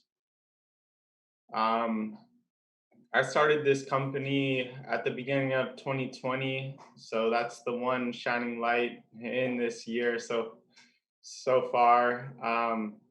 And we've been growing ever since. We're up to about 80 residential subscribers. We've done a couple of zero waste events, weddings, and we have a couple commercial clients. But, and then altogether, we've recycled about 15 tons of food scraps. I have a half an acre property in East Orlando near UCF where we currently do our composting. And sorry, I'm just a little tired today because we return our food waste, our compost to our subscribers. So I've been packaging buckets all day and it's just been pretty exhausting. But I just want to mention the next slide, please, Lee. Yeah, so I just want to mention my background is in solid waste consulting. And, while I was doing this 9-to-5 office job in Orlando, I actually moved down from Boston where I was subscribing to a similar company in Boston. They were called Bootstrap Compost. And they gave me the idea. I wish I was smart enough to think of this community composting idea. But during this time working in Orlando, I joined Orlando Permaculture. I started to get in touch with people like Audrey, who are just tuned into growing their own food. And now my half acre has loquat, bananas, mangoes, stuff that are still too young, but I predict in the next few years will start yielding fruit. And I mean, I heard a funny saying today that people who have lawns are grass holes. Really, you don't want lawns. So anyway, I want to talk a little bit about my experience in the solid waste consulting industry. And I went into the industry thinking that standard recycling of bottles and cans is the answer to our environmental resource reduction problems. But, after many times at recycling facilities, landfills, transfer stations around the country, I started to realize that these recyclables is a commodity market that is global. Our paper plastics are sent to Southeast Asia, where they remanufacture them, send them back to the United States in the form of cheap products most of the time. Here in Orange County, for example, 90% of our recycling truckloads are rejected once they get to the recycling facility. And that is just because in the last 10 years, we switched from dual stream recyclables, where we had fiber and paper in one stream and containers and cans in the other stream. We switched from that to single stream, where everything is commingled together. And we thought that would be a great aspect to increase participation. But what it has done, it's increased contamination with that participation. We're up, Orlando's in the 30% range. Miami is up to like 40%. It's just ridiculous. And that contamination is what caused China to put up the green fence, they call it. They just said, we're no longer going to accept America's recyclables. There are some commodities that are still managing to do well, like aluminum cans, steel cans, cardboard is, it's okay. But that's where I pivoted as a person who's very passionate about the environment and resources. I was like, recycling is not the answer. Let me pivot to composting. And during this time, the community composting movement is a grassroots movement that's percolating throughout the country. Boston, New York City, all throughout the West Coast, wherever there's not a government program, and City of Orlando doesn't have a curbside composting program, that's where the opportunity lies. So I started O-Town Compost. We keep our food scraps local. We keep nutrients local. So any food that is consumed in Orlando, that stays in Orlando and just improves the soil. We partner with Fleet Farming, Lee, and Fleet Farming. When our subscribers go online to subscribe, they have the option to receive their share of compost, about 40 pounds per year, or they have the option to donate it to Fleet Farming or a local community garden or school. And I mean, I'm sick of seeing what occurs at the landfill from sun up to sundown. These transfer trailers just dumping garbage into the landfill, which is just essentially a box. They cover the compostable.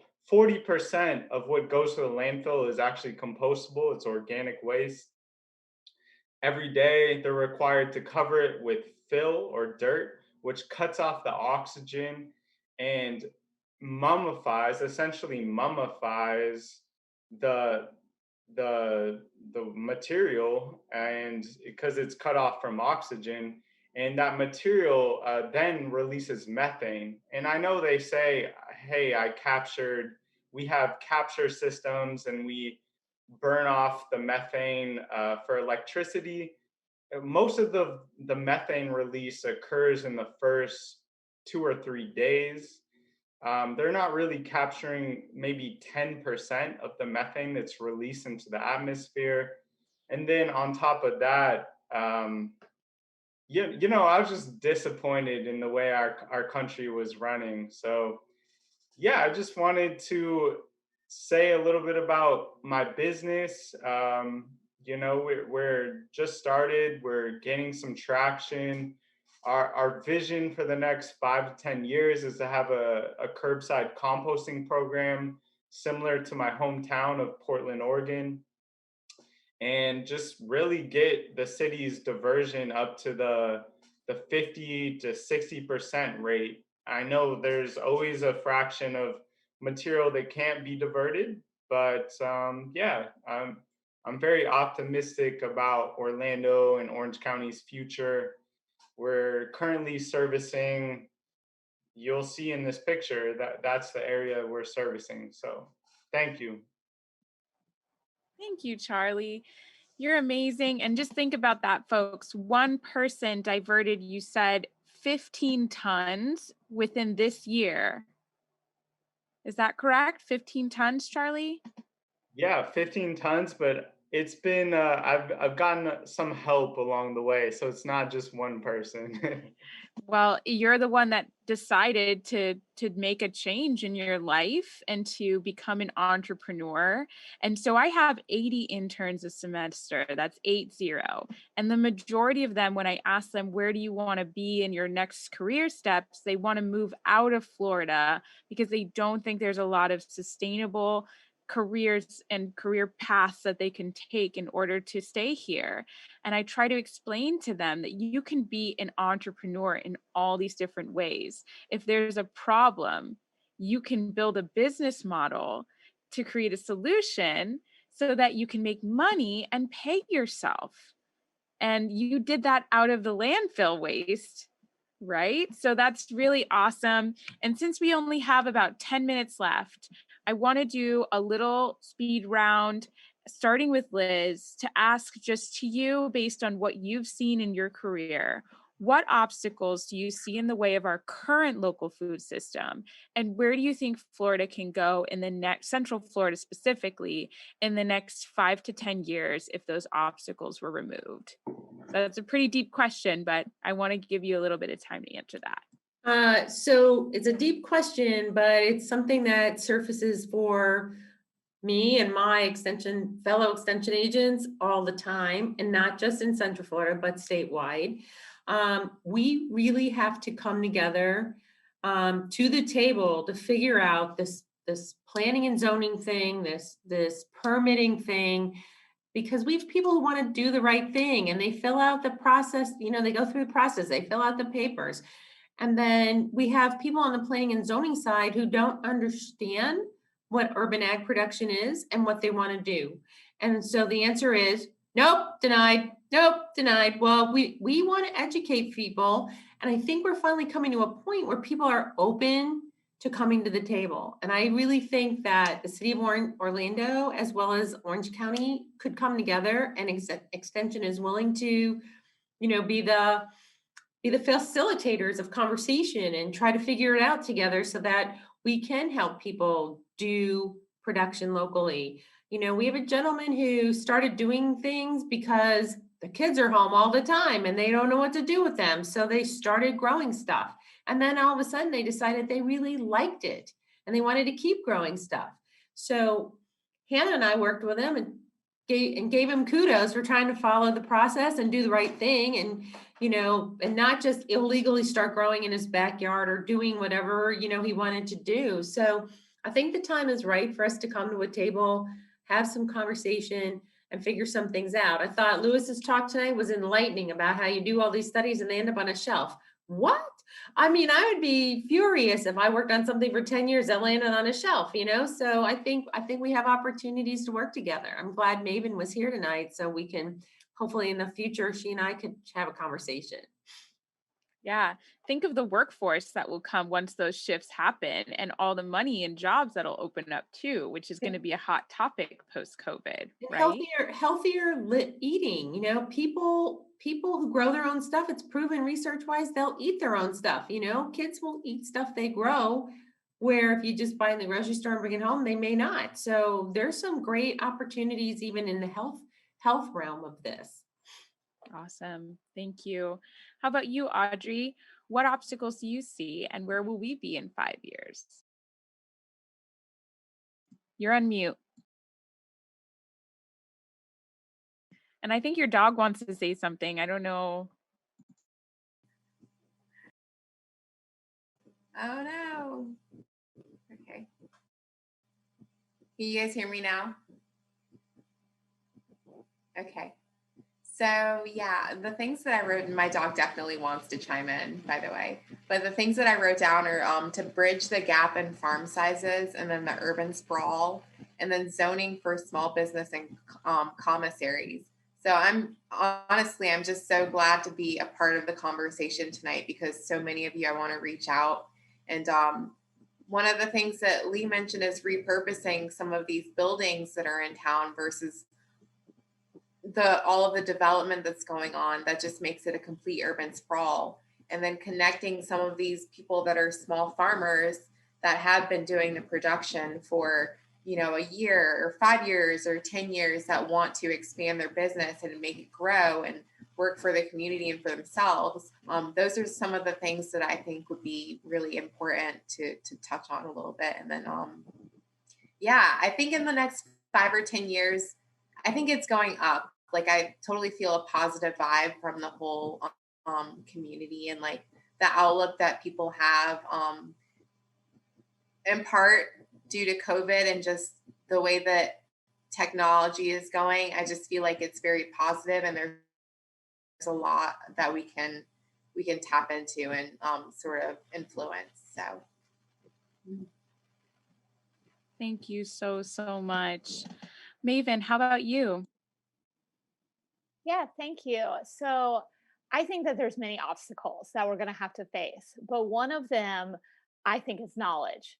Sustainability is still such a new field. Even when we talk about it, what does sustainability really mean, right? And how do we adapt it to our local food system? A lot of times when we talk about environmental work, it's all interconnected. And in science, we talk about the processes, but not everyone understands in processes. So I think we really need to focus on the community and education. And I really believe in community action. I believe in people like Charlie and Audrey, like out there doing their own thing. And that's how you incite change within a community. And knowledge is power, right? And so just a really short story, I was learning about, obviously the cattle footprint, and I wanted to lower my carbon footprint. So I said, okay, I'm done with dairy milk. And so I decided to make the switch to almond milk because it is more environmentally friendly. And then I heard something about someone talking one day about almonds and water. And I was like, well, that's weird. Let me do some research. And so I found out through my research that 100% of our almonds are grown in California. Well, almonds is a very water intensive crop. So what that means is that we're draining our aquifers in California to water an already water intensive crop. Now, 1 gallon of almond milk that you buy at the store is 84 gallons of water. And what you pay for that transportation, the water that we use, and the depleting of the aquifer is $4.49 at the grocery store. And that took me 3 hours of research. And not everyone has that time. We live in a really, really busy time. And I think we need to empower our community and empower our residents to really understand what the local food system really means and what kind of change that can bring. And also be open to innovations like Charlie's, having people come into our community and supporting regenerative agriculture and having agricultural incubators are absolutely key moving forward. So I really think that focusing on knowledge, right? Like knowledge is power. So well said. So well said. I didn't know that about the 85 gallons of water. So I just learned something major today. Luis, what's your answer? I'm deeply concerned actually of some of the trends that I'm seeing. I think that even though we are entering a recessionary period that may take about 3 or 4 years or more for us to solve, what I learned from the last recession is that we're still going to have people moving into a region. And our land development patterns are still very suburban. We're definitely consuming a lot of land. And what I said, like 92% of our land is pasture land. That's the easier land to pave over with, pave over basically. So definitely we have been struggling with citrus for the past 10 years. I haven't seen it get better. I know some people are doing some amazing work, but there's certainly a lot of opportunities. I think if we, I'm part of a group with the Department of Agriculture, and I had some like very brief conversation, and it's interesting to me how the way from their responses to our work. I know that Colorado is doing a whole new initiative based on food systems and COVID, and I kind of mentioned that to my colleague at the FDAX, and it was they basically told me, thanks, but no thanks, we're doing our own thing. And it's very much still about export agriculture and looking for those like winter vegetable markets. It's a very type of like 1950s type of like mindset, if you ask me. I think we're such a large state and there's such a high demand for locally grown food that you definitely should see that market as an opportunity, especially us right now, we're struggling. But at this point, at some point, will return to be the most important leisure hospitality market in the nation or the hemisphere, if you want to think about that. We get about 75 million people coming here every year for the past 3 years. So that's a good market. That's your export market right there. And we're just going to have to adapt our agriculture to that.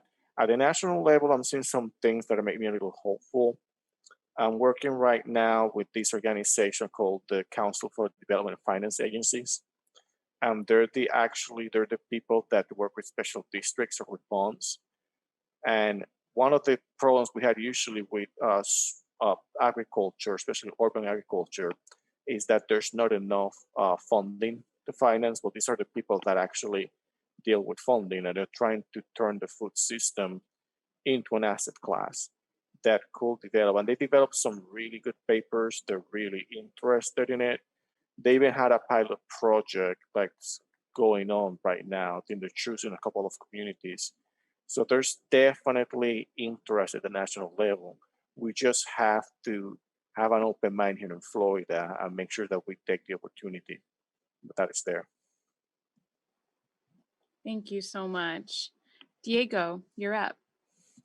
So I think one of the obstacles is just like real estate prices going up and not having enough land where those local communities, local pockets are. And because we're so based on hospitality, we're going to be using the best use of that land. So if we can have more funding to develop urban farms on rooftops, or maybe make it a requirement where if new buildings maybe have some type of growing either in the rooftop or in the middle of the building, I think that could help. And we also need to drive down the prices of fresh food, because it doesn't make any sense where you can get a hamburger for $1, but for a salad it's going to be over $5. But maybe that's because the transportation cost adds up. So we need to battle that. Thank you. Gabby. A massive list of obstacles, and we've covered a lot of them. So I don't want to, I think here at the more macro level, from a kind of farmers market perspective, we need more farmers, and we need more diversification in the way that we produce food. Just like monoculture has some really big risks, we need different types of farming because different things fail for different reasons at different times. And with climate change, it could be that a power outage takes an indoor growing operation. It could be that a storm, causes such devastating flooding that a farmer can't plant for an entire season. And so we need diversification in the scale of growing and in the methods of growing. There's got to be some fail safes. It's one of the reasons that after Hurricane Irma, Fleet Farming was one of the first farms to be back at the market because you're working on micro plots. So just because one plot had damage doesn't mean all of your other plots had damage. So those are the kinds of things that are going to become increasingly more important. And just because of those challenges, because land is sold as a commodity, because of all these different things, we need diversity. To echo Audrey's sentiment, we need more options for things like commissaries. We need more ways for people to process and produce value-added food. It's always been a challenge. There's always a shortage. It's a huge barrier of entry for food businesses. But I'm very optimistic about a lot of the kind of energy and a lot of the young people that are innovating the industry, that are getting into farming, getting into food production, getting into all the different parts of the cycle. And that part is promising if we can do those kinds of things. I think that Florida could be a lot more food sufficient and a lot more prosperous at that kind of micro level as well. Very well said. All righty, Charlie, your turn. You're on mute. I would agree. We need to make farming sexy, and in a lot of ways it is. In my eyes, I know it is. But I think one of the things that's deterring the local food system is the soil health. In Central Florida, it's a pretty sandy soil. And in order for anyone, even the backyard gardeners, to start their own food system, is they need to lay down a layer of compost, and then most people have no idea what biochar is, worm castings, these other types of soil amendment that really just give long-term benefits. And yeah, I mean, right now, if you're the average gardener in the city of Orlando, you bring in a truckload or you drive yourself up to Mount Dora, where Monterey mushroom is. There's no current compost that's available. So it's my goal to establish a composting facility in the city area, which recycles people's food waste into a soil amendment with lots of nutrients and microbes, those things that support the local food system. Awesome. Thank you. And selfishly, last, I'd like to just say that, soil quality, I did an awesome talk with a friend of mine who's a mycologist who talked all about fungi and how important it is in our local food system and in our soil building. That's a huge area of expertise, as well as just the knowledge. Our ancestral knowledge of growing food is being lost generation by generation, and how to amend our soil and live symbiotically with nature.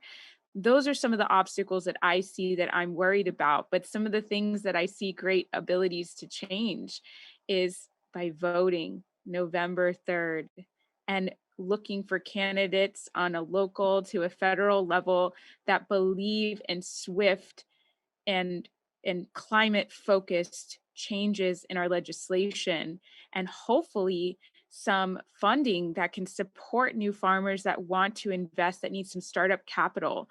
Because I will tell you, like Diego said, the fact that you need to charge $6 for a salad in comparison to a $1 burger, right?